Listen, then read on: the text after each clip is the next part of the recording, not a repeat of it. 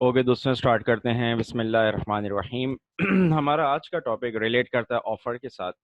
और आज के इस टॉपिक के अंदर हम ऑफर के चंद ऐसे मसाइल देखेंगे विच आर वेरी इंपॉर्टेंट। दोस्तों देखो, जब भी आपको कॉन्ट्रैक्ट फॉर्म करना होता है तो उसके लिए दो बहुत इंपॉर्टेंट शराइत हैं कि सबसे पहले ऑफर हो, और दूसरी बात यह है कि उस ऑफर को एज इट इज एक्सेप्ट कर लिया गया हो। अब ऑफर है क्या? देखो, ऑफर के बारे में कहा जाता है कि ये एक ऐसी स्टेटमेंट ऑफ विलिंगनेस है, यानी कि तुम्हारी रजामंदी का इजहार है कि तुम एज अ फर्स्ट पार्टी या एज अ सेकंड पार्टी, या चलो दो पार्टीज के दरमियान कोई भी एक पार्टी, वो बेसिकली अपनी विलिंगनेस इजहार करती है इस चीज का कि हम किसी खास टर्म्स के ऊपर बगैर किसी फर्दर नेगोशिएशंस के हम जो है एक चीज पे बाउंड होना चाहते हैं। ठीक है, यानी किसी भी स्पेसिफिक टर्म्स के ऊपर बाउंड होने का कोई प्रॉमिस कर लेना। तो ऑफर के लिए लफ्ज definite promise, unequivocal statement. Unequivocal का मतलब होता है समथिंग विच इज क्लियर, यानी अनक्लियर स्टेटमेंट तो कभी ऑफर हो ही नहीं सकती ना। तो क्लियर स्टेटमेंट होना बहुत जरूरी है। अब ऑफर के लिए इसकी शक्ल कैसी होनी चाहिए? तो देखो दोस्तों, ऑफर ओरल भी हो सकती है, यानी आप वर्बली भी बात कर सकते हैं, ऑफर कर सकते हैं, आप रिटन में भी कर सकते हैं, या अपने अमल से भी इसको कर सकते हैं। मगर अहम बात यह है कि ऑफर उस वक्त तक इफेक्टिव नहीं होगी जब तक कि जिस शख्स को, जिस ग्रुप को, जिस कंपनी या जिस पार्टी को ये ऑफर की जा रही है, यानी जो ऑफरी है उसको कम्युनिकेट ना कर दिया जाए कि जनाब ये हमारी तरफ से ऑफर है। दोस्तों, ये चीज समझ में आ गई आप लोगों को? ठीक है। तो अगर हम बात करते हैं ऑफर की, ये किसको की जा सकती है, तो याद रखिएगा कि ऑफर जो है वो एक अकेले फर्द वाहिद शख्स को भी की जा सकती है, या किसी खास कैटेगरी के लोगों को भी की जा सकती है, या पूरी दुनिया को की जा सकती है। ठीक है सर, क्या मतलब है किसी खास कैटेगरी? मिसाल के तौर पर कोई प्रोडक्ट जो है वो सिर्फ और सिर्फ बच्चों के लिए वो ऑफर है, बड़ों के लिए ऑफर नहीं है, तो for a class of persons हो गया, या मर्दों के लिए है या औरतों के लिए है। ठीक है, तो ये क्लास ऑफ पर्सन हो गया। और ऑफर जो है इस अंदाज की भी होती है जो पूरी दुनिया में कोई भी शख्स इसको अवेल करना चाहे तो वो कर सकता है। तो ये तीन डिफरेंट कैटेगरीज हैं इसकी, और ये बहुत इंपॉर्टेंट नुक्ता है। ठीक है, क्योंकि बाज़ औक़ात कुछ माजी में ऐसे कॉन्ट्रैक्ट्स हुए थे कि जिसके अंदर ऑफर दिख तो रही थी कि वो पूरी दुनिया को है, मगर जिस पार्टी के ऊपर क्लेम लगा तो उन्होंने अपने आप को इस बात से बचाने की कोशिश की, यानी हमने तो जी किसी खास पर्टिकुलर पर्सन से बात की थी, मतलब हु इज ही और शी, के ये आके हम पे क्लेम कर लें। ठीक है, तो इसलिए ये बात वाजे करने की भी बहुत ज़रूरत है कि ऑफर जो है ज़रूरी नहीं है कि किसी खास पर्सन की तरफ की जाए, बल्कि ये to a class of persons भी हो सकता है या टू द होल वर्ल्ड भी हो सकता है। ठीक है, बस ये बात कि आपको ये फर्क करना बहुत ज्यादा जरूरी है कि आया फला चीज ऑफर थी, या सिर्फ मालूमात थी, या सिर्फ आपकी चीज को बेचने की नीयत थी। मुझे अपनी गाड़ी बेचनी है, ये मेरी नीयत है, मैं ऑफर थोड़ी दे रहा हूँ। फिर तो आप ऑफर करते कि यार मुझे इतने की बेच दो, अब मैं उसको एक्सेप्ट करता हूँ तो ठीक है जी, मैंने एक्सेप्टेंस कर लिया और गाड़ी को मैं बेच दूंगा क्योंकि मैंने आपसे वादा कर लिया। लेकिन अगर मैं एक्सेप्टेंस ही नहीं कर रहा और मैंने सिर्फ और सिर्फ इन्फॉर्मेशन दी कि यार ये मेरी गाड़ी है, और यार ये इसमें बड़ी अच्छी हेडलाइट्स हैं, यार ये इसकी बैकलाइट्स बड़ी अच्छी हैं, यार ये बड़ा अच्छा इसका सस्पेंशन है, इसका बड़ा अच्छा इंजन है, गाड़ी चलने में बहुत अच्छी है, इसका पेंट बहुत खूबसूरत है, यूनिक है, तो ये सिर्फ सप्लाई ऑफ इंफॉर्मेशन है, this is not an offer. हाँ, आप इसको ये भी कह सकते हैं कि इंड्यूस किया जा रहा है अगली पार्टी को कि वो उस चीज को खरीद ले। तो दोस्तों, और ये बात समझना जरूरी है कि ऑफर को किसी ऐसी चीज से रिलेट ना किया जाए जो ऑफर नहीं होती। अब वो कौन कौन सी चीजें होती हैं वो मैं आगे आपको अभी बताने लगा हूँ। उससे पहले एक छोटा सा case, Carlill versus carbolic smoke ball company का एक बड़ा मशहूर जमाना केस था, जो कि पिछले लेक्चर में भी आपको बताया गया था, कि जिसके अंदर कार्बोलिक स्मोक बॉल कंपनी ने जिस जमाने में इन्फ्लुएंजा का पैंडेमिक फैला था, तो उन्होंने उस पैंडेमिक के लिए दवा बनाई थी कि भाई जिस शख्स ने ये दवा या स्मोक बॉल को यूज कर लिया एज पर आवर प्रिस्क्रिप्शन, तो उनको कोई नुकसान नहीं होगा, उनको इन्फ्लुएंजा नहीं होगा। ये उन्होंने कह के ये वादा कर लिया। 1893 में ये केस सामने आया था, यानी कि लेट 18th सेंचुरी के अंदर ये इन्फ्लुएंजा का सिनेरियो हुआ। तो बेसिकली इस कंपनी, स्मोक बॉल कंपनी ने जो है वो रिवॉर्ड रखा कि अगर इस हमारी दवा को इस्तेमाल, स्मोक बॉल को इस्तेमाल करने के बावजूद किसी शख्स को इन्फ्लुएंजा हो गया तो उसको 100 पाउंड रिवॉर्ड मिलेगा।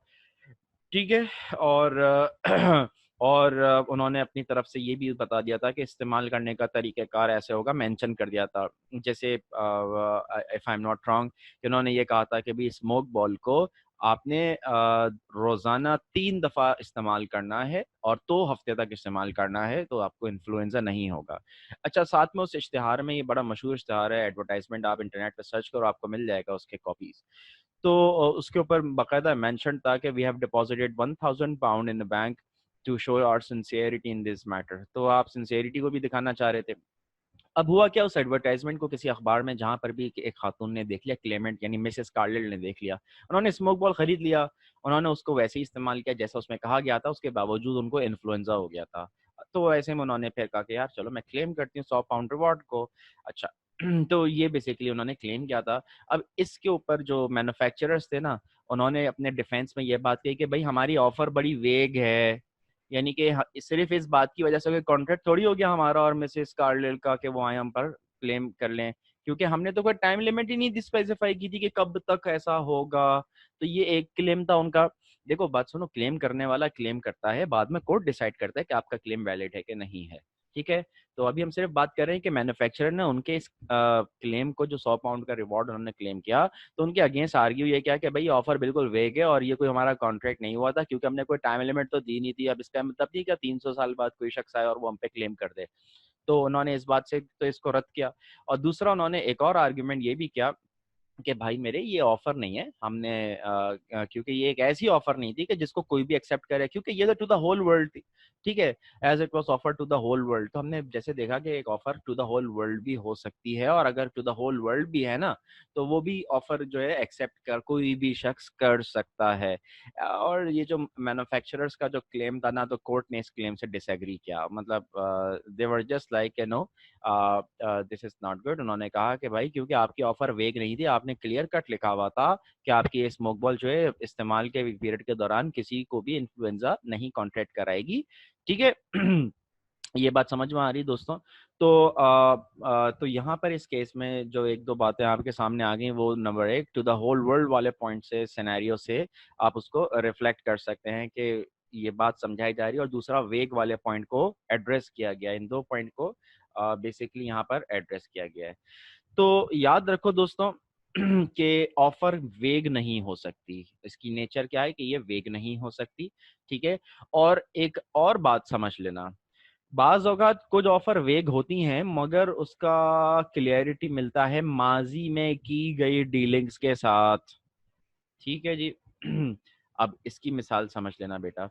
देखो कुछ पार्टीज ऐसे होते हैं कि आप फॉर एग्जांपल अगर आप अपनी गाड़ी या बाइक ओन करते हो, तो आप जब किसी मैकेनिक के पास जाते हो, तो आप हर किसी के पास नहीं चले जाते, जो आपके ट्रस्टेबल बंदा होता है जिससे आप वो काम करा रहे होते हो, आप बार बार उसी के पास जाते हो। तो आप क्या करते हो कि माजी में आपने उससे बात की कि यार देखो फर्स्ट एवर टाइम जब आप गए थे, तो उस वक्त आपकी बड़ी अच्छी सी बातचीत थी, बंदा ख्याल भी रखेगा गाड़ी का और कोई चीज़ मिसप्लेस नहीं होगी, और मैं बहुत ख्याल रखूंगा, और ये चीज़ें आप बिल्कुल परे बेफिक्र होकर चले जाएं, आपका काम ओके करके हम दे देंगे ना। आपने ट्रस्ट भी किया, थोड़ा बैठे भी, एक दफ़ा हुआ, दो दफ़ा हुआ, तीन दफ़ा हुआ, आप जब भी काम कराने जाते हो उस शख्स से गाड़ी में, तो वो बहुत ही बेहतरीन होता है और आपको कभी कोई शिकायत का मौका नहीं मिलता।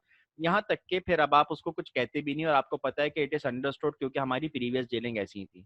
अब हुआ क्या कि कोई 7-8 टाइम्स के बाद ना, एक दफ़ा ऐसा हुआ कि आपकी गाड़ी को जो है ना कोई उसमें से कोई चीज़ इधर-उधर हो गई, कोई चोरी हो गई, ठीक है? कोई अहम चीज़ रखी हुई थी और वो गायब हो गई।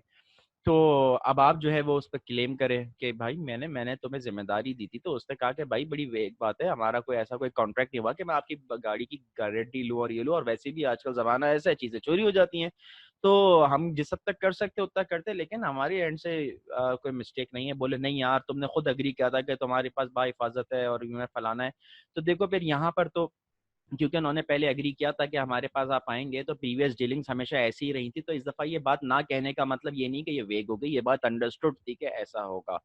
तो देखो वेग का लफ्ज़ होता है, इसका मतलब होता है अनक्लियर, आप वाज़ेह ना होना किसी चीज़ का। तो अगर कॉन्ट्रैक्ट बिल्कुल गैर वाज़ेह है ना, तो फिर तो जनाब यानी कि आपकी ऑफ़र बिल्कुल गैर वाज़ेह है ना, तो इसका मतलब है कि यार ये फिर ऑफ़र नहीं है, अनटिल और अनलेस किसी प्रीवियस डीलिंग से रिलेट करते हुए आप उसको तय करा दें, नहीं जी वेग नहीं रहा, क्योंकि हम माज़ी में ऐसे ही काम किया करते थे।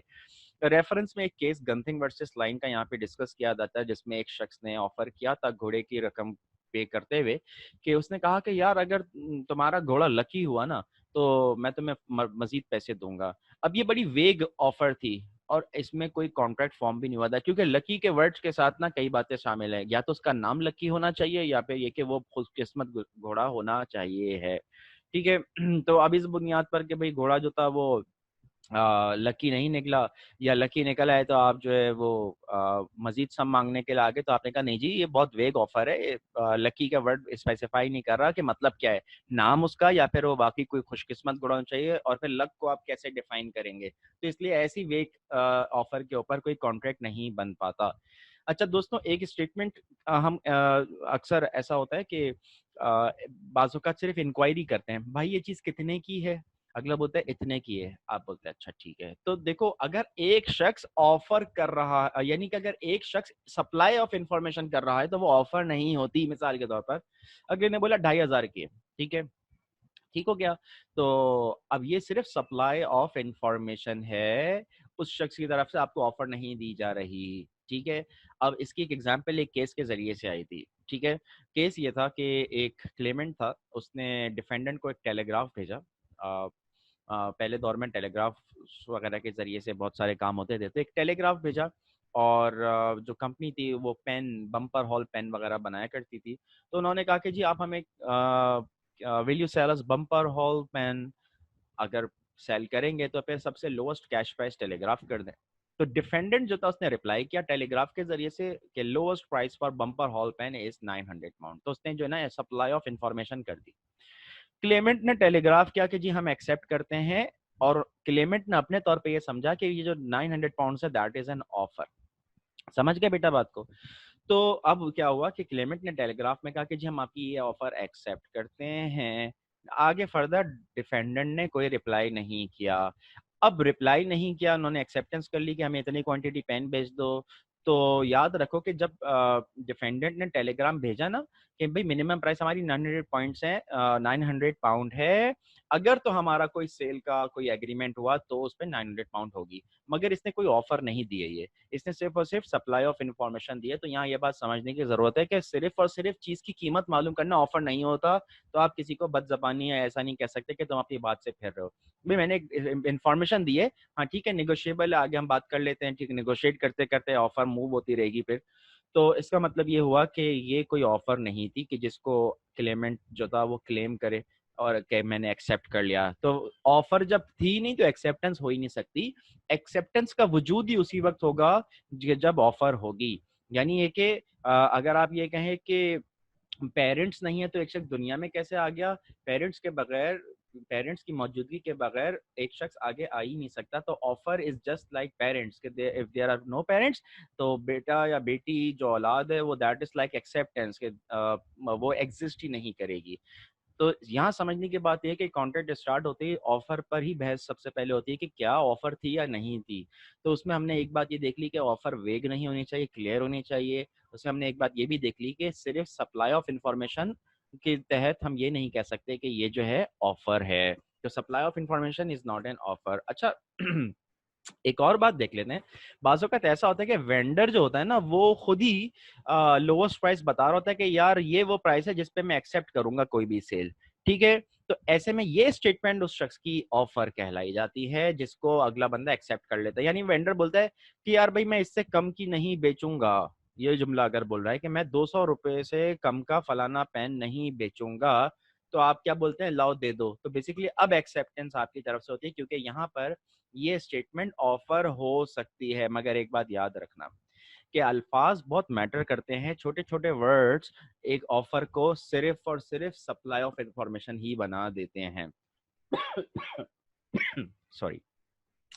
तो इसी से रिलेटेड एक case Bigg versus Boyd Gibbins का अभी जो है वो रेफरेंस पे आप उसको रीड कर लीजिएगा।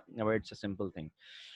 दोस्तों, सप्लाई ऑफ इंफॉर्मेशन के बाद जो हमारा अगला एरिया है उसको हम कहते हैं स्टेटमेंट ऑफ इंटेंशन। यानी कि तुम्हारी नियत, क्या तुम कोई चीज खरीदना चाहते हो, नहीं खरीदना चाहते, ऑफर करना चाहते हो, नहीं करना चाहते। तो तुमने सिर्फ अपनी इंटेंशन दिखाई है। तो कहा जाता है कि मिसाल के तौर पर आपको पता है कि एक चीज होती है उसको हम कहते हैं ऑक्शन, ऑक्शन सेल्स जो होती हैं। तो तो ऑक्शन सेल्स की बात की जा रही है, वहां पर ये बताया जा रहा है कि अगर तो ये एडवर्टाइजमेंट की जा रही है कि एक ऑक्शन होगा, ऑक्शन होगा, एक इवेंट ऑक्शन का होगा, तो it is not an offer to sell, ये तो सिर्फ एक एडवर्टाइजमेंट है, आपने अपनी स्टेटमेंट ऑफ इंटेंशन दी है।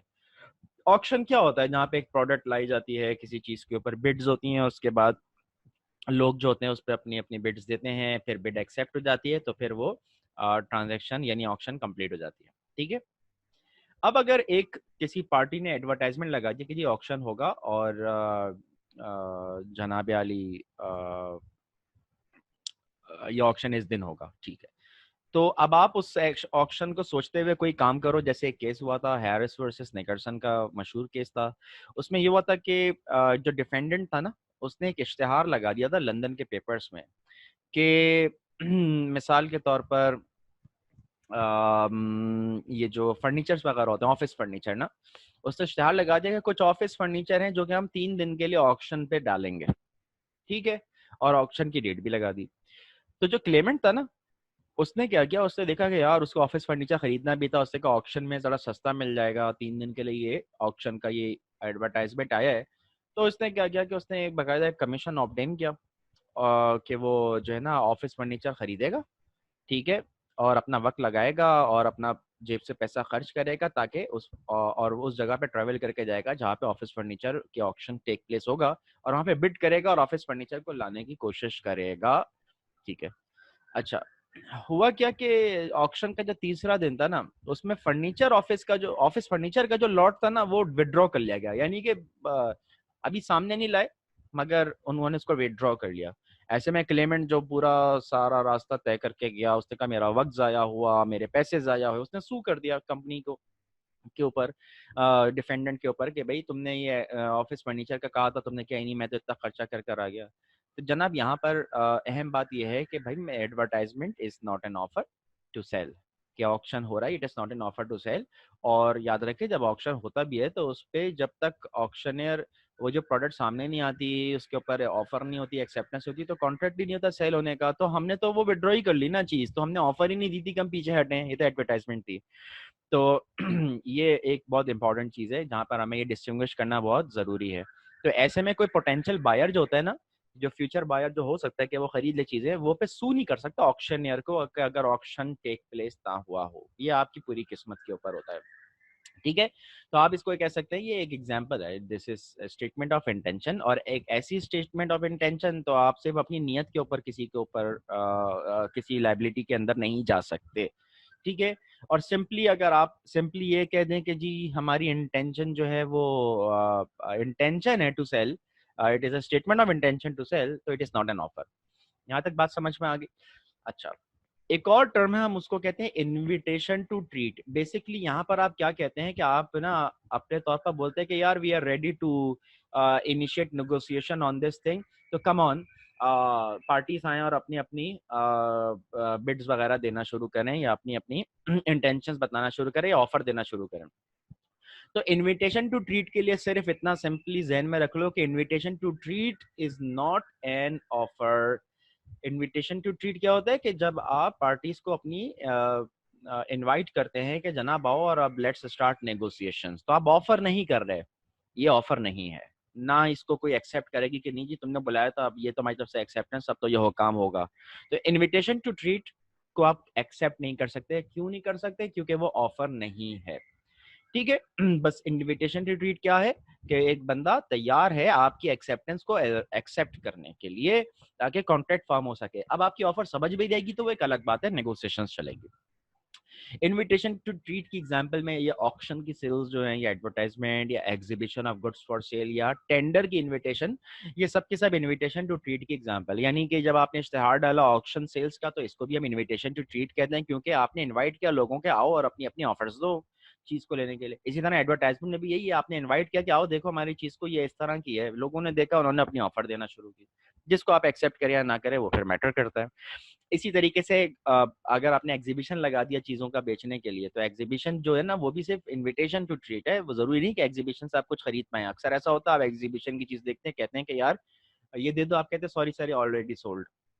समझ में आ रही है बात? तो ये नहीं कि आपने चीज को देखा और आपने बोला बस ये मैं खरीद रहा हूँ, ये लो पैसे, लड़ नहीं सकते आप उससे। तो इसलिए इन बातों को वाजे करना बहुत जरूरी होता है।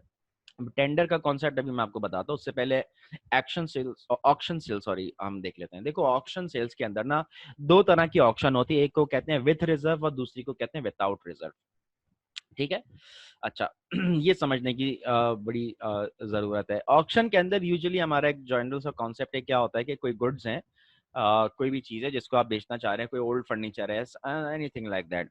तो उसके ऊपर मुख्तलिफ लोग जो है ना अपनी तरफ से बिड्स लगाते हैं। जो सबसे हाईएस्ट बिड होती है उसके ऊपर जिसपे वो काउंटर चलता है 1 2 3, फिर हैमर गिरता है टक, और फिर वो जो लास्ट जो हाईएस्ट बिडर होता है वो क्या करता है, सेल कर लेता है। या आप लोग पीएसएल के ऑक्शन को देखते होंगे, या आईपीएल के ऑक्शंस वगैरह को देखते होंगे प्लेयर्स के, तो उसमें भी ऐसा ही होता है कि जो पार्टी ज्यादा पैसे दे देती है उससे उस टाइम पीरियड के अंदर उसकी बिड को एक्सेप्ट कर लिया जाता है। ठीक है, तो अब यहाँ पर एक्सेप्टेंस कब होगी, ऑफर कब होगी ऑक्शन सेल्स के अंदर, ये सबसे हमारे लिए अहम पॉइंट है। ऑक्शन के अंदर समझना इस बात को कि दो केस होते हैं, एक विथ रिजर्व और दूसरा विदाउट रिजर्व। विथ रिजर्व का मतलब क्या होता है? देखो रिजर्व जो है ना वो एक मिनिमम प्राइस होती है, स्पेसिफाइड मिनिमम प्राइस। अगर आपने विथ रिजर्व ऑप्शन रखा है ना, तो आपने गुड रखा है कि भाई ये गुड जो है ना $900 की है, ये इसकी मिनिमम प्राइस $900 है, यानी कि अब हम जो बिड्स देंगे वो आप 900 से ऊपर जो भी रखेंगे वही बिड एक्सेप्टेंस की तरफ चली जाएगी। तो अब समझो, जब तुमने विथ रिजर्व रखा, ठीक है, तो विथ रिजर्व रखा, तो तुमने बेसिकली इनवाइट किया है, it is an invitation to treat. Good सामने आ गई, गुलदान सामने आ गया $900 का, गुलदान रख दिया सामने, आपने बोला कि जी मलका विक्टोरिया जो थी ना वो इसको इस्तेमाल करती थी, ये $900 का। ठीक है, तो आपने बेसिकली इनविटेशन टू ट्रीट दिया। अब आप में से कोई एक बंदा जो था उसने $900 देखा, उसने कहा $950, उसने अपनी तरफ से बिड दी, उसने अपनी तरफ से बिड दी, तो उसकी तरफ से ऑफर है ये।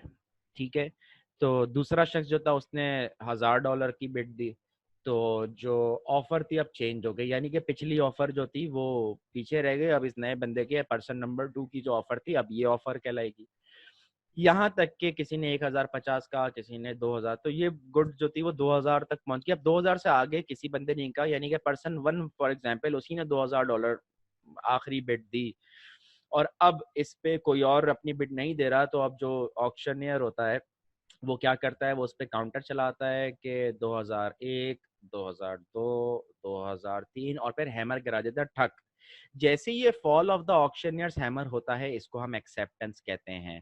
तो समझ गए बेटा, विथ रिजर्व के अंदर एक्सेप्टेंस कब होती है? जब ऑक्शनियर हैमर गिराता है ठक, इसका मतलब है उसने एक्सेप्ट कर लिया इस मजमे में से एक पर्सन 1 की इस बिड को। ये विथ रिजर्व है। विथ रिजर्व में क्या होता है, कम से कम प्राइस से स्टार्ट होता है। अच्छा, कुछ गुड्स जो होती हैं वो विदाउट रिजर्व भी बिड उनकी दी जा रही होती है। अब क्या होता है, विदाउट रिजर्व हो तो उसमें क्या है कि मिनिमम प्राइस स्टेट नहीं की गई, बताई नहीं गई, अब ये कुछ भी हो सकती है।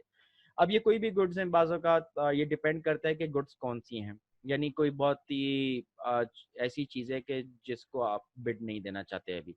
बहरहाल विदाउट रिजर्व में का सिनेरियो जरा डिफरेंट होता है, यहाँ पर एक्सेप्टेंस इज वेरी डिफरेंट है। यहाँ पे बिड एक्सेप्टेंस होती है, विद रिजर्व में बिड ऑफर होती है, जबकि विदाउट रिजर्व के केस में बिड एक्सेप्टेंस होती है, यानी कि जिसकी बिड थी वो एक्सेप्टेंस है। अब इसमें क्या होगा कि सर, तो इसमें अगर कोई बिड ऐसी हो कि जो कि वैल्यूएबल ना हो, मिसाल के तौर पर अगर चीज जो है वो कबाड़ी वाले को 200 रुपए में बिक जाती है और अगला बंदा 10 रुपए बोल दे, तो आपको नुकसान हो गया ना। तो देखो ऐसे में ना विदाउट रिजर्व के अंदर अक्सर ऐसा होता है कि मजमे के अंदर ना इनके अपने बंदे भी होते हैं जो कि फिर भी जो है तो वो क्या करते हैं कि बिट अपनी तरफ से कुछ ना कुछ जनरेट कर ही देते हैं, यानी कि अपना तरफ से खड़े हो गए अंदर ही अंदर ना, तो इस किस्म के गेम्स भी हो रहे होते हैं वहां पर। बट बहरहाल विदाउट रिजर्व अगर केस है तो विदाउट रिजर्व के अंदर आपकी बिड एक्सेप्टेंस। अब आप बोलेंगे कि सर तो जिसने पहले बोल दिया वो, बेटा इस ये भी एक टाइमर बेस्ड सिनेरियो होता है। अक्सर आप ऑनलाइन में बिड्स वगैरह को जाके देखना, तो उसमें होता क्या है कि वो टाइमर चलता है कि भाई ये चीज अवेलेबल है ऑक्शन के लिए, आइए अपनी बिड्स दीजिए। तो अब क्या होता है कि अब एक बंदा उसमें क्लिक करता है, अकाउंट बना हुआ होता है ऑलरेडी, तो वो क्लिक करता है, बिड करता है। तो उस पर बिड जो होते हैं ना, $50-50 या इस तरह से करके वो बढ़ रही होती हैं बिड्स। तो अब किसी ने कर दिया कि यार इस पे अभी तो कुछ भी नहीं है, ठक करके एक बंदे ने किया, दूसरे बंदे को भी ख्याल है यार मैं ले लूँ, तो उसने जब बिड किया तो वो $50 से बढ़कर आई, फिर तीसरा करेगा तो और बढ़कर आएगी। तो क्या होता है कि वो एक टाइमर होता है 30 सेकंड का, 50 सेकंड का या 60 सेकंड का। तो वो उस टाइमर के जीरो होने तक बिड्स आ रही होती हैं, और जो आखिरी बिड होती है वही एक्सेप्टेंस होती है। यानी कि बेसिकली हर शख्स एक्सेप्ट कर रहा है, बट उसको पता है कि उसकी acceptance is subject to this time as well, कि I am giving the bid is acceptance, but वो जो टाइम पीरियड है उसके अंदर अंदर अगर last person is me to place a bid, तो उससे अच्छा हो जाएगा। तो ये बेसिकली ऑनलाइन इस तरह से चलता है। तो ऑक्शन सेल समझ में आ गया। ये ऑक्शन के विद रिजर्व और विदाउट रिजर्व के इन दो कॉन्सेप्ट को ध्यान में रखना। विद रिजर्व में एक्सेप्टेंस कब होती है, जब हैमर गिरता है, और विदाउट रिजर्व में कब, जब बिड दी जाती है, वो एक्सेप्टेंस होती है। अच्छा, एडवर्टाइजमेंट्स को देख लेते हैं। अक्सर एडवर्टाइजमेंट्स लगती हैं कि फलाना गुड्स जो हैं वो सेल के लिए अवेलेबल है। तो बेसिकली एडवर्टाइजमेंट करना, it is not an offer, okay, it is only to induce offer, यानी कि आपकी तरफ से कोशिश है कि आप आए और चीज को खरीद लें। तो it is only an attempt to induce offers. इस पर ना एक केस हुआ था, ऐसा हुआ था कि एक Royal Society for the Prevention of Cruelty to Animals है, RSPCA कहा जाता है उसको। तो ये एक सोसाइटी है बाकायदा, जो कि जानवरों के साथ जो क्रूअल किस्म का बर्ताव कोई करता है ना, तो वो उसके लिए, उनके जानवरों के राइट्स के लिए आ जाते हैं। तो ऐसा हुआ था कि एक साहब थे, उनका नाम था पार्टरेज, जिन्होंने एक इश्तेहार लगा दिया, और उस इश्तेहार में उन्होंने एक मुर्गे और मुर्गियों की किस्म थी, ब्रैम्बल फिंच कॉक्स और ब्रैम्बल फिंच हैंस ना, उनकी एडवर्टाइजमेंट कर दी कि फी मुर्गा या फी मुर्गी 25 शिलिंग्स हैं, यानी शिलिंग्स इज द करेंसी, तो 25 शिलिंग्स बता दिए। अच्छा, RSPCA ने ये देखा तो उन्होंने मिस्टर पार्ट्रिज को प्रोसिक्यूट कर दिया कि भाई जनाब आप एक ऐसी ब्रैम्बलिंग कर रहे हैं, यानी कि ब्रैम्बलिंग की सेल कर रहे हैं जो कि प्रोटेक्शन ऑफ बर्ड्स एक्ट के कॉन्ट्राडिक्टरी है। भाई उन्होंने ब्रैम्बल की सेल को मना किया है और आप उसको सेल कर रहे हैं। तो जो जस्टिस जो था उसने पार्ट्रिज को कन्विक्ट कर दिया कि भाई ये तो तुमने जुर्म किया, अगेंस्ट द एक्ट काम किया, कि तुमने ब्रैम्बल फिश को कैसे बेचा। तो उसने अपील कर दिया, मिस्टर पार्ट्रिज ने अपील कर दिया। उसने, उसको थोड़ी सी शायद समझ थी या क्या था, उसने बोला भाई मैं इस सेल के ऊपर, अभी सेल भी नहीं हुई है, सिर्फ मैंने इश्तेहार लगाया, मुझे मेरे ऊपर कन्विक्शन लग गया। तो इस कन्विक्शन को ख़त्म किया गया, ख़त्म कर दिया गया, इट वॉज क्वैश्ड, क्योंकि बेसिकली इन्होंने एक एडवर्टाइजमेंट की थी which was for an offer, और आपका जो एक्ट था वो कहता था कि अगर आप सेल कर दो तो देर वॉज नो सेल। हाँ, अगर कोई खरीद लेता और बेच देते ना, तो फिर तो आप कन्विक्टेड हो सकते थे, मगर अभी it is not an offer कि जिसको आप जिसके ऊपर किसी बंदे को आप क्या करें, गिरफ्तार कर लें या पेनलाइज कर दें। तो एडवर्टाइजमेंट फॉर गुड्स जो है वो सिर्फ ऑफर को इंड्यूस कराते हैं, रादर देन के वो ऑफर बन जाएं। एडवर्टाइजमेंट का कॉन्सेप्ट समझ में आ गया। इसी तरह से एक और कॉन्सेप्ट है कि वो गुड्स जो कि बिकने के लिए एग्जीबिशन में डाल दी जाती है। मिसाल है, आपने दुकान की जो शॉप विंडो उसमें रख दिए, या फिर आपने खुले शेल्फ्स के ऊपर, यानी सेल्फ सर्विस शॉप अक्सर होते हैं ना, जैसे ये इम्तियाज वगैरह, आप जाते हैं शेल्फ से चीज़ उठा लेते हैं, ठीक है, या एडवर्टाइजमेंट आप कर देना, वो सारी एग्जांपल बता दिए एग्जीबिशन ऑफ गुड्स में। एडवर्टाइजमेंट में भी बंदा तस्वीरें वगैरह लगाता है। तो उन्होंने कहा कि एग्जीबिशन करना गुड्स का ये बेसिकली इनविटेशन टू ट्रीट है, ठीक है। इस पे एक बड़ा मशहूर केस हुआ था, फिशर वर्सेस वेल का। उस पर एक दुकान वाला था, ये हमने पीछे भी देखा था, लेकिन यहाँ पर एक डिफरेंट उसका पहलू दिखाया जा रहा है कि दुकान वाला जो था उसको प्रोसिक्यूट किया गया क्योंकि वो एक ऐसे ऑफेंसिव वेपन को सेल करना ऑफर कर रहा था, अकॉर्डिंग टू द पुलिसमैन, के which is a flicker knife, ठीक है। तो बेसिकली फिर वो क्यों उसके ऊपर कन्विक्शन नहीं लगा, क्योंकि उन्होंने कहा कि आप एक आर्टिकल को डिस्प्ले कर रहे हैं प्राइस प्राइस पे लगाते हुए, यानी प्राइस टैग लगाते हुए, अगर आप किसी भी आर्टिकल को शॉप विंडो में रख रहे हैं, डिस्प्ले पे रख रहे हैं, तो ये ऑफर नहीं है, it is an invitation to treat. दोस्तों, जब तुम लोग इम्तियाज पे शॉपिंग करने के लिए जाते हो, या चेस पे या नाहीद पे शॉपिंग करने जाते हो, तो क्या होता है, तुम जो गुड्स उठाते हो ना, ट्रॉली में जब रखते हो ना, तो तुम बेसिकली एक्सेप्टेंस नहीं कर रहे थे कि ये मैं खरीद रहा हूँ, बेसिकली तुम अभी गुड्स को एक जगह जमा कर रहे हो। ये जो ट्रॉली को जब तुम बारकोड स्कैनर के पास यानी टिल बॉक्स के करीब लेकर जाते हो और जब वो गुड्स तुम वहां पर उस बंदे को सामने रखते हो कि यार ये गुड्स हैं और ये मुझे जो है ना चाहिए हैं, तो फिर वो क्या करता है, बारकोड के सामने से गुजारता है। तो बेसिकली वहां जाके आप ऑफर दे रहे होते हैं उस शख्स को कि जनाब ये गुड्स मैं खरीदना चाहता हूँ। वो जब उसको बारकोड स्कैनर से थ्रू कर लेता है तो वो बेसिकली एक्सेप्टेंस कर रहा होता है आपकी उस ऑफर को। तो दुकान पे खरीदते वक्त बाज़ औक़ात हमें लगता है कि हमने एक्सेप्टेंस किए, होता क्या है हम ही ऑफर दे रहे होते हैं। तो इस तरह के सिनेरियोस भी हो रहे होते हैं, ठीक है। तो exhibition of goods for sale यहाँ पर हमें समझ में आ गया होगा। अब इसके अंदर छोटे छोटे केसेस इस किस्म के होते हैं, जैसे आपने डिस्प्ले पे मेडिसिन लगाई हुई हैं, ठीक है जी। अब मेडिसिन जो हैं वो बाज़-औक़ात कुछ मेडिसिन या कुछ ड्रग्स ऐसे होती हैं कि जो कि बगैर प्रिस्क्रिप्शन ऑफ द डॉक्टर के हो नहीं सकती। तो ऐसे ही एक शॉप केस भी आया था जिसके अंदर एक बंदे ने जो है ना वो डिस्प्ले से वो गुड्स उठा रही थी और जो शॉपकीपर था वहाँ पर वो फार्मासिस्ट तो था, रजिस्टर्ड फार्मासिस्ट था जो कि कैश टिल पे खड़ा हुआ था, जो कि वहाँ पर देखता बेसिकली। तो लेकिन किसी ने देखा, केस कर दिया कि यार ये तो आप बिल्कुल गलत कर रहे हैं। यानी जो फार्मास्यूटिकल सोसाइटी थी उसने बूट्स कैश कैम इसके ऊपर जो है ना वो क्लेम कर दिया कि जनाब इन्होंने रूल तोड़ा है कि इन्होंने ड्रग को सेल्फ सर्विस शॉप पे कैसे रखा। वहां पे वो पार्टी कैसे बची कि क्योंकि ये डिस्प्ले है, ये इनविटेशन टू ट्रीट है, ठीक है। इनविटेशन टू ट्रीट के ऊपर आप केस नहीं कर सकते, it is not an offer. दोस्तों यहाँ तक बात समझ में आई। अच्छा एक और कॉन्सेप्ट है हमारे सामने, उसको हम कहते हैं टेंडर्स। देखो टेंडर किसे कहा जाता है। टेंडर्स के अंदर यूजुअली बिजनेसेस क्या करते हैं, जब उनको कोई काम करना होता है, they want supply of goods, तो they know there are a lot of businesses who are ready to sell their goods. तो ऐसे में क्या करते हैं कि भी टेंडर अवेलेबल है, ठीक है। वो एक स्टेटमेंट इशू कर देते हैं कि जनाब we are accepting the tenders. तो बेसिकली ये इनविटेशन फॉर टेंडर्स होता है, ये एक अदर इनविटेशन टू ट्रीट होता है, ठीक है।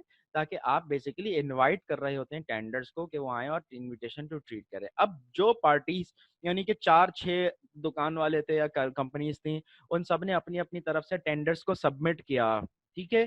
तो जिन जिन कंपनीज ने सबमिट किया, इन 6 कंपनीज ने, तो ये सब के सब बेसिकली ऑफरर हो गए क्योंकि ये अपने अपने रेट ऑफर कर रहे थे। अब ये जो पार्टी है जिसने ये इनविटेशन फॉर टेंडर किया था, जिसको आप इनविटेशन टू ट्रीट कहते हैं, अब ये दिस पार्टी इज फ्री कि ये किसी भी ऑफर को एक्सेप्ट कर सकती है, किसी को भी रिजेक्ट कर सकती है as per their likings, as per their needs, utilisation. ठीक हो गया बेटा। तो याद रखना कि ये टेंडर के अल्फाज जो है ना, वो अल्फाज के वर्ड्स के ऊपर के वर्ड्स कैसे आपने इस्तेमाल किए उन पर बहुत ज्यादा डिपेंडेंट होता है। देखो अच्छा, ऐसा बाज़-औक़ात ऐसा होता है कि अगर इनविटेशन में ये लिखा हुआ होता है कि जो खरीदार है वो will require the successful supplier to supply them. तो अब ये सप्लाई जो होती है, यानी क्योंकि उसमें लिखा होता है कि भाई जिस सप्लायर को हमने एक्सेप्ट कर लिया तो फिर हम उससे चाहेंगे कि वो हमें सप्लाई करें।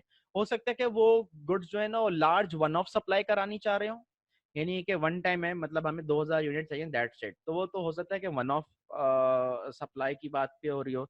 तो ऐसे में जो परचेजर है ना उसकी तरफ से एक्सेप्टेंस ऑफ द टेंडर हो जाएगी, तो एक बाइंडिंग कॉन्ट्रैक्ट हो जाएगा कि हम इतने रेट पे आपसे इतने क्वांटिटी ऑफ गुड्स दे रहे हैं। तो ये वन ऑफ सप्लाई का केस हो जाता है। कभी कभी ऐसा भी होता है कि उस इनविटेशन में ऐसे अल्फाज लिखे होते हैं कि परचेजर मे रिक्वायर, सही है, मे रिक्वायर के सक्सेसफुल सप्लायर जिसके साथ हमने एग्री कर लिया, तो अब हम क्या करेंगे, एक स्टैंडिंग ऑफर क्रिएट कर लेंगे। तो जब जब हम तुम्हें बोलेंगे कि यार अगले 2 साल तक हमें ये गुड्स चाहिए, तो हम जैसे ही फोन करें तुम भिजवा दो, तो एक स्टैंडिंग ऑफर क्रिएट हो जाएगी और हर दफा जब भी हम फोन करेंगे तो that will be N acceptance. तो स्टैंडिंग ऑफर का मतलब फिर ये होता है कि जो खरीदार है, जो परचेजर है, उसने सप्लायर से गुड्स बाय नहीं करनी, ठीक है। लेकिन इसका मतलब ये भी है कि किसी और सप्लायर से वो गुड्स परचेज नहीं करे, क्योंकि उसने आपके साथ कॉन्ट्रैक्ट किया हुआ, एक स्टैंडिंग ऑफर फॉर्म हो चुकी है। तो अब ऐसे केस के अंदर क्या होता है कि वो जो पार्टी है उसकी तरफ से, सप्लायर की तरफ से एक स्टैंडिंग ऑफर बन चुकी है कि जी ठीक है, आप एक्सेप्टेंस तो हो गए, now it is N standing offer कि जब जब हमें गुड्स चाहिए होंगी हम उसी वक्त फोन करेंगे, दैट इज एक्सेप्टेंस, तो you have to deliver the goods. यहाँ तक बात समझ में आ गई। ये बात आपको यहाँ इस स्लाइड के ऊपर मिल जाएगी स्टैंडिंग ऑर्डर की, ठीक है। यहाँ पर इसको एक नजर देख लीजिए, you are through with this concept now. Standing offer के बारे में एक छोटा सा पॉइंट और बता देते हैं। देखो ये जो स्टैंडिंग ऑफर है ना, ये सप्लायर के एंड से है। सप्लायर के एंड से ये स्टैंडिंग ऑफर है, मतलब क्या है कि ये हर वक्त रहेगी, 2 साल 3 साल 1 साल, जितने महीने साल का कॉन्ट्रैक्ट किया हुआ आपने सप्लायर के साथ, कि सप्लायर ने कहा कि जी हमारे इस रेट के ऊपर स्टैंडिंग ऑफर क्रिएट हो चुकी है, अब आप जब भी चाहेंगे इसी रेट पे मिलेगी, तो that is an standing offer. और जो टर्म्स होंगी कि आप जब ऑर्डर करेंगे तो आपको इतने दिन इतने घंटे ऐसे टाइम में मिल जाएगा। तो अब आपने फोन किया, आपने या दोबारा से एक्सेप्टेंस की, आपने बोल दिया कि जी मुझे इतने यूनिट चाहिए, तो वो आपकी तरफ से एक्सेप्टेंस है। अब समटाइम्स ऐसा होता है कि जो सप्लायर होता है वो ये फील करता है कि ये स्टैंडिंग ऑफर एक अच्छा ऑफर नहीं है और हम फंस गए, लटक गए इस कॉन्ट्रैक्ट के अंदर, तो ऐसे में सप्लायर रिवोक कर सकता है, खत्म कर सकता है। उस सिलसिले में होता क्या है कि अगर तो ऑलरेडी ऑर्डर्ड गुड्स है ना, तो उसको सबसे पहले वो गुड्स सप्लाई करनी पड़ेंगी, ठीक है। और बंदा अपनी ऑफर देने के बाद ऑफर से पीछे हट सकता है, इसके अंदर कोई बात परेशानी की नहीं है। हाँ, अगर वो उन गुड्स को देने से इनकार कर दे जिसको आपने एक्सेप्ट किया, तो फिर अब ब्रीच ऑफ कॉन्ट्रैक्ट सिर्फ उन गुड्स के ऊपर होगा।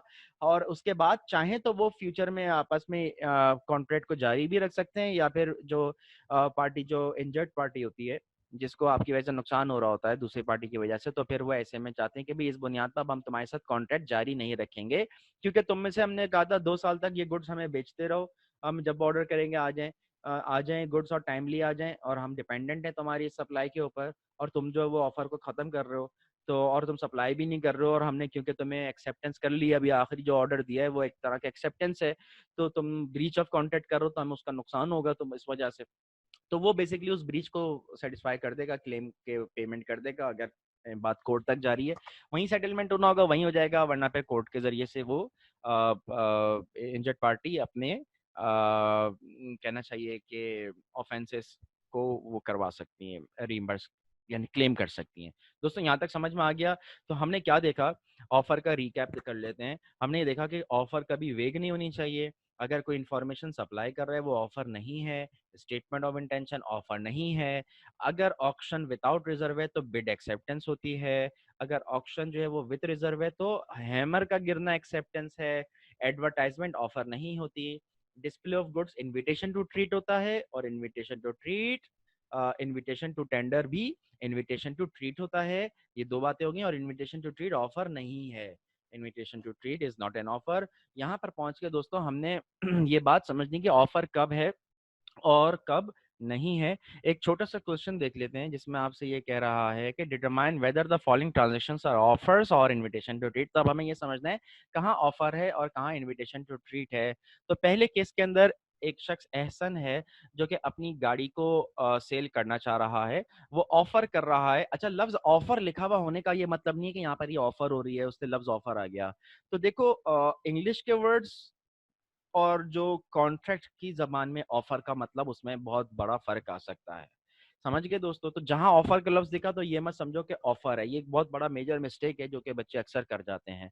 यहाँ क्या हो रहा है, Ehsan offers his car for sale to Farid but does not provide him with any further information. और उसने ये बताया फरीद को कि उसने बताया कि यार मैं अपनी गाड़ी बेचना चाहता हूँ, बस दैट्स इट, उसने इतना बताया। तो बेसिकली ये इनविटेशन टू ट्रीट है, ठीक है। अगर तो ये ऑफर होनी चाहिए होती तो इसमें कोई डेफिनेट प्रॉमिस होना चाहिए था। एहसन को जो था और मजीद इंफॉर्मेशन देनी चाहिए थी। मिसाल के तौर पर गाड़ी का मेक ये है, इसका मॉडल ये है, कलर ये है, और मैं इतने की बेचना चाहता हूँ, तो अब ये ऑफर हो जाएगी। मगर क्योंकि उससे सिर्फ ये बताया कि यार मैं गाड़ी निकालना चाहता हूँ, तो बस ये बेसिकली एक इन्विटेशन टू ट्रीट है। Case number 2, Hammad sees an item on display in a shop window, और उसका प्राइस टैग 50 पाउंड नजर आ रहा है। However when he takes the item to the cashier, cashier कहता है कि नहीं 100 पाउंड दो, क्योंकि वहां पे गलत प्राइस थी, ये 100 पाउंड है। तो आप ऑलरेडी जानते हो कि शॉप विंडो की जो प्राइस है उसके ऊपर हमाद रिलाई नहीं कर सकता जब तक शॉपकीपर ना बताए। आपके साथ अक्सर ऐसा होता है, प्राइस टैग चेंज हो जाते हैं, सिस्टम में अपडेट हो चुके होते हैं, लेकिन वहां पे डिस्प्ले पे जहां से आप रैक से गुड्स उठाते हैं वहां पर प्राइस कुछ और लिखी हुई होती है। तो ये क्योंकि इनविटेशन टू ट्रीट था और वो ऑफर नहीं था, तो आप क्लेम नहीं कर सकते भाई इसके ऊपर। अब बोले वहां तो ये था, यहाँ तो ये था, भाई सिंपल सी बात है, आपने ऑफर किया, आप नहीं करना चाहते, ठीक है, वापस उठा के रख दे रैक के अंदर, तो it is not an offer. तीसरे केस में तकी साहब है, वो क्या, response to a general advert in the local newspaper. अब एक जनरल एडवर्टाइजमेंट है यार, आपको पता है कि एक एडवर्टाइजमेंट भी इनविटेशन टू ट्रीट होता है। तकी साहब रिलाई नहीं कर सकते एडवर्टाइजमेंट पे, क्योंकि एडवर्टाइजमेंट के हिसाब से अगर आप एक्चुअल में चीज लेने के लिए जाएं तो बात चेंज हो सकती है, दिस में हैपन। चौथे केस में नोमान साहब है, उनको एहसन की गाड़ी बड़ी पसंद आई है, और वो उससे पूछते हैं कि यार and ask him the minimum price he would except for it, कि यार कम से कम कितने में बेच दोगे। तो एसएम की कोई इंटेंशन तो है ही नहीं सेलिंग की, मगर वो एक बस मिनिमम प्राइस कोट कर देता है, यार 1000 पाउंड तक मैं बेच दूंगा। नुमान बोला लाओ मुझे दे दो, वो फौरन एक्सेप्ट कर लेता है। तो देखो बेटा याद रखो ये केस जो है इसमें कोई ऑफर नहीं है, क्योंकि एहसन की ये स्टेटमेंट कि हाँ मैं इतने तक की बेच दूंगा, ये बताना कि मैं इतने रुपए तक की चीज बेच दूंगा, ये ऑफर नहीं होता। It is just supply of information. ठीक है, तो सप्लाई ऑफ इंफॉर्मेशन को कोई फौरी एक्सेप्ट नहीं कर सकता। वैसे ये दोस्त यार थोड़े से शरारती चालाक होते हैं और वो इस किस्म की हरकतें कर ही रहे होते हैं। हाँ, वो कॉन्ट्रैक्ट के टर्म्स को नहीं जानते, इसलिए उनको ये नहीं पता होता कि लीगल लीगल नहीं है। बस वो एक जबानी कला की बात होती है और शरारत में खत्म भी हो जाती है। बट एनीवेज हमें ये समझना चाहिए कि invitation to treat, supply of information, advertisement, invitation to tenders, ठीक है, ये सब के सब हमें ऑफर की तरफ नहीं ले जाते। वर्ड्स मैटर्स, अल्फाज कैसे इस्तेमाल किए जा रहे हैं। तो दोस्तों ये था हमारा टॉपिक ऑफर का, कि ऑफर कब ऑफर है, यानी कि वैलिड ऑफर के बारे में आज हमने इस टॉपिक के अंदर देख लिया। इंशाल्लाह नेक्स्ट टॉपिक के अंदर हम ये देखेंगे कि ऑफर को टर्मिनेट कैसे किया जा सकता है। What are the reason, what are the situations, how do you terminate the offers. Thank you so much guys.